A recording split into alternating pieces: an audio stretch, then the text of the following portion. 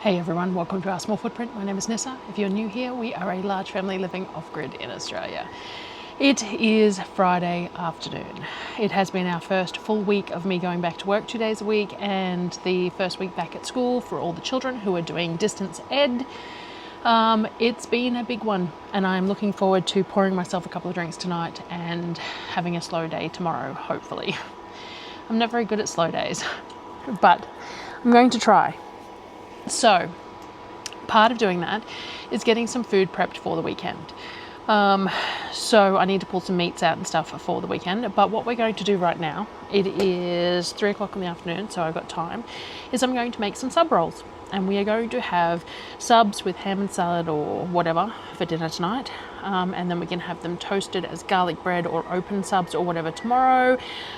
Just a few different things to do with them. So I thought I would bring you along. And maybe if this video turns out right, I can do like a big thumbnail that says how cheap they are, because they are extremely cheap compared to like going to Subway for a meal. And they look pretty damn good as well if I get them right. So we're going to do that. The recipe for these sub rolls is on, or the baguettes is on my website, and it is adaptable depending on what you're looking to attain with them. Sometimes I like to have them a bit tighter in a narrower log, and they work really well for turning it into garlic bread. Sometimes I like them flatter and softer for cutting open to have as like a Subway sandwich. It really just depends on what you want to do with them, but I will put a link to the recipe, full written recipe, in the description for anyone who hasn't tried it. Now, a lot of people have been trying my bread recipes lately and have been getting some really good feedback, so that is exciting because I test these recipes extensively before I offer them up, because I'd hate for it to work for me and then not work for someone else. So it's a little bit cooler today. My watch is saying it's 32, but I think that's done through like one of the weather apps. It's not actually my home weather station. It would be really nice if I could hook that up to show on my watch, but I can hook it up to show on my phone. So it is 35.2 at the moment with 30% humidity. So whilst it is still quite warm, it is a lot cooler than it has been. So that is good. So let me pull all my stuff together to start with these sub rolls, and we'll get the dough mixed up first, and then I'll walk you through the shaping, and we might even top them a bit like the Subway rolls with that little bit of cheese and herbs, and we'll go from there. So let's get started. All right, let's start here. We will go based on the recipe from the website. So that's what we'll start with. I have some room temperature water here, which is pretty much, warm, because that's the temperature in our environment at the moment. So we want 600 grams of that.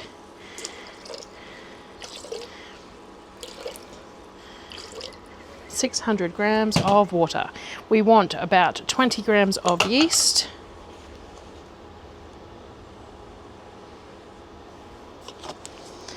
About 50 grams of sugar. You can reduce that. This just helps to feed the yeast. It helps to brown the edges of the dough, all those sorts of things. Some people really don't like the sweetness in their bread, but I don't find that it really comes through. I find that it just helps the dough be that really nice fluffy texture, the browning on the top and all that sort of thing.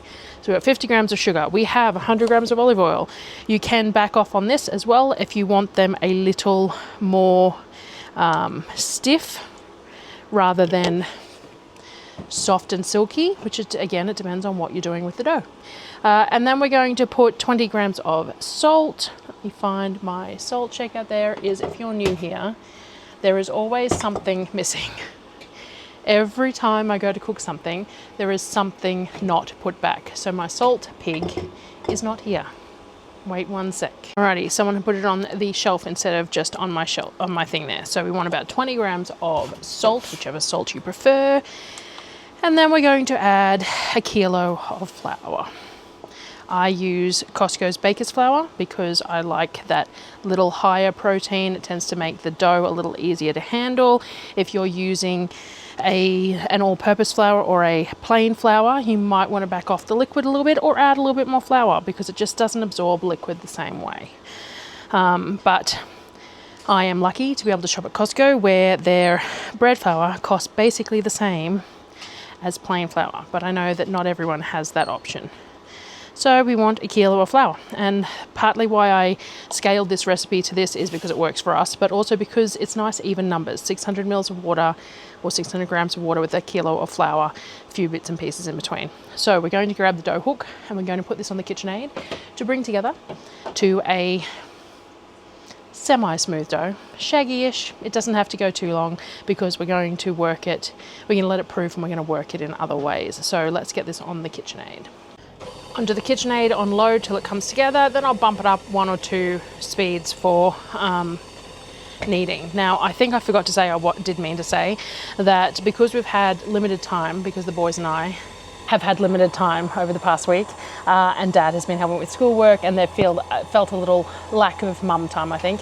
We spent a couple of hours chatting and discussing their last few days and stuff, and they did their normal texture tattoos on me, except that one of the coloured textures just doesn't want to wash off. So if you see little flashes of what looks like discoloured nails or pinkish colours on my arms, that's what it is. It is just texture from the 3 boys who we all sat around together for probably an hour and a half last night before bed and chatted about their days and their schoolwork, and they just had some contact time with me. So there's that. Alrighty, so we've let that go for a little while. I had to find my oil sprayer, so probably longer than I normally would, but it doesn't really matter. You can't overdo it. And I'm just going to spray a container with some oil. And we're going to scrape it in to proof. Now, if I'm making these as big baguettes for like garlic bread or whatever, I split them into about 300 grams. So I do them, how many do I do? About 6 into 300. So this is about 1.8 kilos of dough. I will reduce that. I might do 150 is probably enough. We will see, because the intent is for these to be individual sandwich size subs, so I don't want the share size, so I will make more than the quantity out of it. But I'm contemplating whether I want to do a second batch of dough while I'm at it, because then there's lunch and potentially a dinner side tomorrow as well, while I'm already out here sweltering.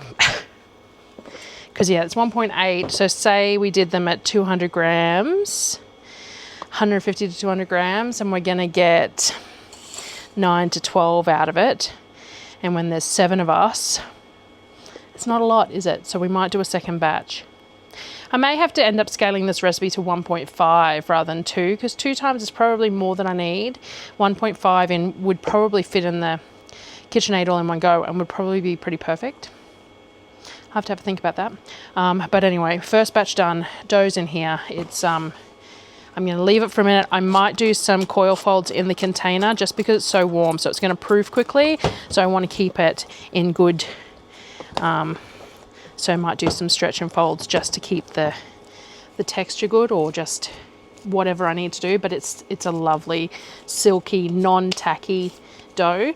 So it works really well for a lot of things, but it is quite warm to the touch. So I'm going to put a cover on that. I'm going to find a lid, and I'll mix up a second one. You don't need to see me do it a second time, and get that sorted, and then I'll bring you back when I'm ready to start shaping and stuff. All right, now I want these soft, so I'm going to use a baking tray instead of the baguette trays, because I want them nice and soft on the bottom as well, because we're using them as subs. The baguette tray is really good when you want them crispy and round all the way through, great for garlic breads and things like that. But I'm looking to use these for sandwiches for tonight especially. So I'm going to use these baking trays, which I have 3 of, these lovely stainless steel ones. These ones were on my wish list a while back and someone bought them for me. I think I need to order another set of 3 because they are pretty awesome. I wasn't sure how much I'd like them, but I really do. And I worked out that if I put 6 on 3 trays, they work out to be about 240 grams each. If I get 7 on there, they work out to be 170 odd grams each. Either of those is probably okay. I think I only want 6 because I want them to spread a little bit. And if I put 7 in there, they're going to be more hot dog bun-like rather than flat like a baguette. So I think we're going to aim for 6 and see how it looks, and go from there. I think that's the goal. So I have some semolina here because I like to sprinkle a little bit of semolina on the paper just so that if I have to move anything or whatever else, then it gives me a little bit of, it works as like a little wheels on the dough, I suppose, because that's what semolina has, that bigger grain size than flour, so then like ground flour, because it's all wheat, but it gives it just that little bit, those little bit of reduction of friction on the thing, reduction of stick. So I find that that works well, so that if I have to lift it up, I also use that on the baguette pans because we don't line the baguette pan, so that works for non-stick ability on the baguette pans. So the first lot of dough has pretty much doubled, as you can see. So we're going to start with that one. There is a lot of heat coming off it as it is fermenting. So we're going to do that out. Now, I try to avoid adding too much flour to my dough when I'm shaping because that's going to dry out the dough. Like, you've already hit the hydration that you want to hit. If you're adding flour when you're shaping, you're changing the hydration. And you saw how easily that just tipped out with that little bit of oil and the texture of the dough as it is, which means it's not sticky. So we don't need flour because this dough is quite a malleable and yet non-sticky dough. So I've got my scales here and I'm going to use them, and we'll do a 240 gram one out and we'll have a look at what it looks like. So that's 240 grams. So that was eyeballed well. So what I'm going to do is I'm going to stretch it out like this. And we're going to go very, very simple for these. It's really not that important. They're on a sheet pan where they're going to use each other anyway to stop proofing, so they don't need too much tension themselves. So all I'm doing is rolling them, trying to keep it fairly nice and even, ring it together, and we're going to pinch the ends and the middle just like that and get it as evenly shaped as possible. Super simple, just like that, and then we're going to place it on the pan. And then we're going to repeat the process. And we're going to let them proof a little bit again. And then we might sprinkle a little bit of parmesan and maybe some green herbs or something on them. Just to make them look a bit more like those Italian herb Subway rolls. Now, you can, if you want, not flatten and roll it, and maybe we'll do some to compare on the other tray. Maybe we'll do them both ways. I shall see. But rolling them like this, flattening and rolling them, does give some consistency to the ability to get them in nice, similar size rectangles. So, you know, there's that. And all I'm doing is rolling and pinching to try and make sure that all the points are sealed. Flip it over and make sure the ends are sealed as well. And we've got this nice little even log, and again, we're just going to place it. And that was pretty consistently sized. So I'm just gonna keep on going and I'll bring you back. The other option for rolling is just to gently work it, just to gently stretch it out and pinch it, and then stretch and roll if need be, like that, which is working quite well in this second batch of dough because it's really well proofed and all the rest of it. But that's the other option, rather than rolling it out and then rolling it back up again. You just want to make sure your seams are closed and that you've got a fairly uniform tube out of it. So that is the other option for shaping of these. Righty, nothing takes very long to prove in this weather. The last few are still going, but this was the first tray. So what I'm going to do, I've just turned the oven on to preheat, and I got these larger size shower curtains off Temu recently, and they fit the baking trays, which is awesome. I try and reuse them as much as possible. They are pretty brittle, but I do try. And what we're going to do is we're going to sprinkle a little bit of Parmesan on the tops, of these. It's just for looks really, because there's not enough on there to do much, and a lot of it falls off anyway, but it will look nice like that. And a few green herbs.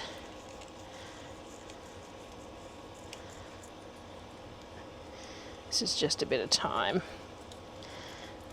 which is tasty in many things. So there we go. So they're sprinkled there. All right. So we have that. Now they are going to take around about 25 to 30 minutes to cook. 25, check. 30 maybe. They're about, as I said, they're about the 240 grams each. There's 6 of them to a tray. The oven's going to be at around about 180. So we will see how we go. So I'm going to sprinkle the other ones as well. I think I can only fit 2 in the oven at once anyway. I might be able to fit a third. I'm not sure if my oven's wide enough. But these 2 are both pretty well proofed. This one could do with a little bit longer. So I'll stick these 2 trays in first. If I can't get that one in as well, then it'll just go in afterwards. And I'll bring it back once they're done. Contemplating not scoring them because we're using them as subs, but I think that they're still going to need a bit of a score. So and I should have done it before I did the toppings. Now this is a very shallow score. Knife's nice and sharp, but the dough is pretty soft, so it's not going to have a great effect, I don't think, but I'm going to do it anyway. I think it'll look better too, aesthetics wise. So serrated bread knife would be better, but there isn't one on my magnetic rack, so it must be over at the sink. So this will do. I do have a lame somewhere, but I don't use it very often, so I think it's in a drawer somewhere. Alright, so we're just going to do some light scoring on those, and we'll see how it goes. And we will stick those ones in the oven. Alrighty. Them coming out. Now I'm just going to use a bit of, I should have pulled this butter out to melt, but we'll just use some. It's just going to take some of the herbs off with it, but that's fine. We're just going to use some to soften the tops of the rolls. And then we will cover them with a clean tea towel so they stay really nice and soft, because that's what we want for sub rolls. As I said, the recipe is super simple to adapt to however you want. If you wanted it to be crispy garlic bread rolls, then you'd leave it uncovered and you wouldn't butter it, because then you're going to get a really nice crust on it. But if we want them nice and soft for subs, then we're going to coat everything in a bit of butter and cover it with a tea towel, because that will allow them to steam within themselves, and the steam will keep the dough, the crust, nice and soft. So I will finish this. The other 3 buns are in the oven, and I will finish rubbing this bit of butter on everything, melting it, and then probably lick my fingers, because you know it's butter with thyme, and that's delicious. And we'll put tea towels over it, and I'll bring you back when we're making them. I was thinking that we should probably do something dessert with them, but I haven't got there, so we will see. So for the moment, butter, and Sonnet's going to grab me some clean tea towels, and then I'll bring you back. Right, I thought about making some like Subway cookies or something to go with the Subway rolls, but it's already 5:10 and the dough would need chilling and stuff like that. So all I'm going to do is make up a batch of my already pre-prepared dry muffin mix. So this is already all mixed up. I'm going to make some more of this that doesn't have peanuts in it, so I can take some stuff to share at work. So I need to get this used anyway. and it tastes good. So we've got 420 grams of the muffin mix. I will try and remember put a link in the description of the video where I make that dry mix, but I am planning to make some more, probably on Sunday anyway. I've got some baking that I want to get done. So 420 of the muffin mix, 250 of milk, whichever milk you want. I have some UHT milk here, and now that the kids are tolerating cow's milk, it's much more convenient to just use that for baking. So it's just standard milk, 250 grams of that. We have an egg, which I really should crack in a cup, but I'm trying to get this done. And we want 125 grams of oil.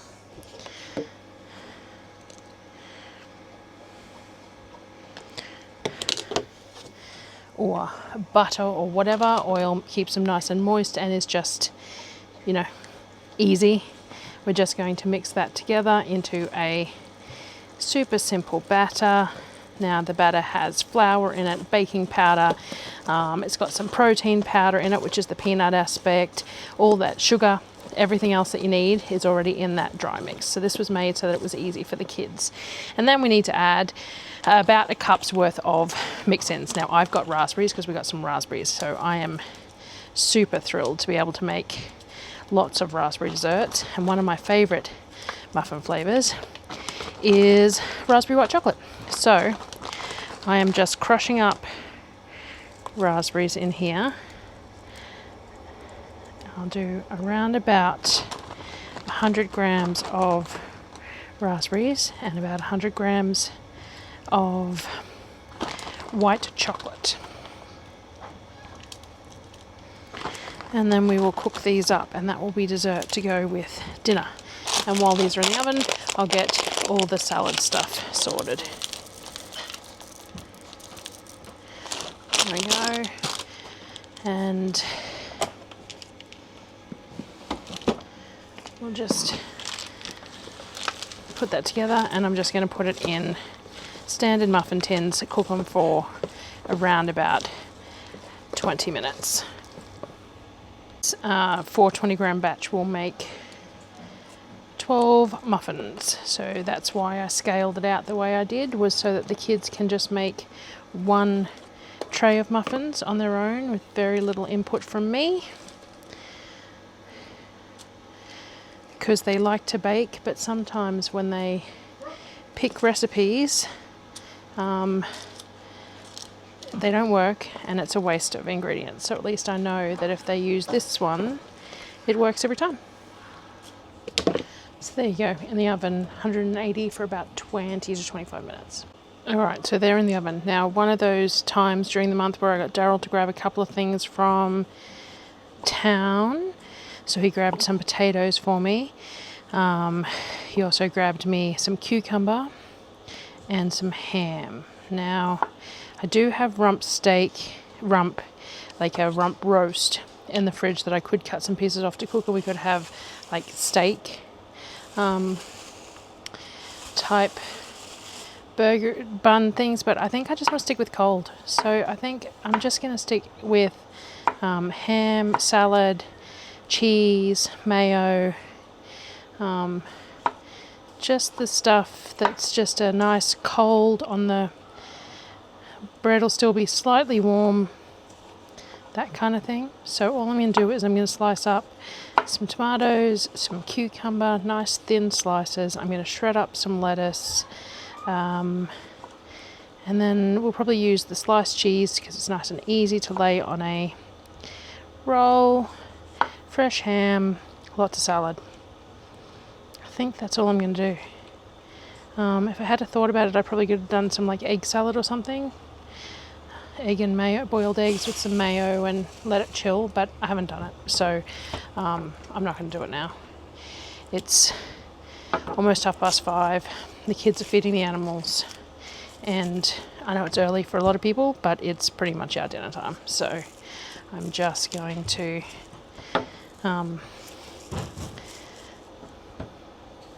sort it. I think I just, cold on freshly baked bread, which is, pretty neat anyway. Like, not many people get freshly baked sub rolls for dinner.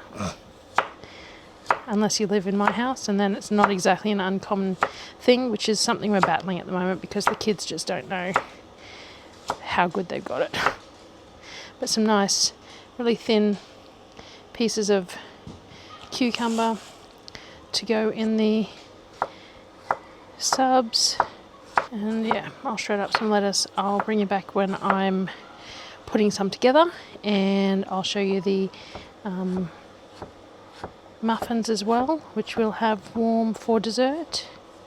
And I might need to make a bunch. I was thinking that I should put some in the freezer because I'm not a huge fan of second day muffins and that, but when they're microwaved they're alright, so they'd be good for lunches if I could take them to work and microwave them. So I'm going to grab the lettuce out, and yeah, I'll bring you back. Alrighty, so we've got our subs still nice and warm and perfectly soft in the middle. Look at that, superb. So we will put some cheese on those. Actually, I might put some mayo on first. So we have some homemade mayo here that we will slather on the top like that. Some cheese, we've got shredded lettuce, we've got sliced cucumbers like that, we've got sliced tomato, noisy puppy dogs, sliced tomato, we've got some salt and some pepper like that, and then we've got the ham that was bought. So then we're going to put ham, Subway, eat fresh, like that.